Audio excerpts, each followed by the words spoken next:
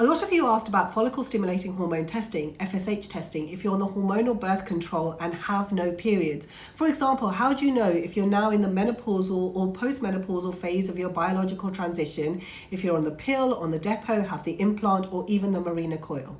Now, some of you have even messaged me to say that you've been told to stop the hormonal contraceptive and then have the hormonal blood test, so the FSH blood test. So what do you believe? Because some of you have been told not to do that. Let's get down into it. Let me show you the guidance.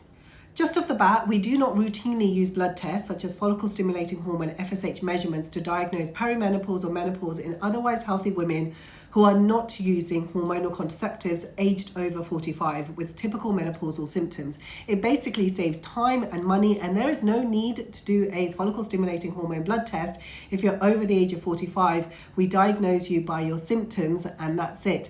But a blood test to rule out other diagnoses might be helpful. So it's important to get your thyroid function, your diabetes blood test done. It's also important to get your ferritin, your B12, your vitamin D levels, and other blood tests might be important because the symptoms of perimenopause, menopause overlap with so many other diagnoses. I highly recommend looking at these guidelines about contraception for women over the age of 40. These were amended in July 2023, and they give you all the guidance on what's safe, how long something can carry on for, and when to do follicle stimulating hormone blood test, FSH. So if you are on the progesterone only pill, the mini pill, and you have no period, you do not need to stop the medication to check for serum FSH. If you have the Mirena coil inserted and it's in date, you do not need to remove the Mirena coil to do the FSH blood test levels. If you're on the depot injections, you can have the FSH blood test and you do not need to stop the depot injections that you get every 3 months.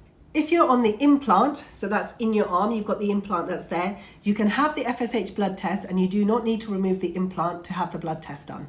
If you're on the combined contraceptive pill, then you need to stop this for 6 weeks in advance, then check the follicle stimulating hormone blood test. And if you are worried about an unplanned pregnancy in that time, then use a barrier method like condoms. This is because the combined oral contraceptive pill can suppress the estradiol and gonadotropin hormones and give an inaccurate follicle stimulating hormone blood test, FSH blood test. Therefore, you have to stop the pill, so the combined pill, 6 weeks before you have the test done.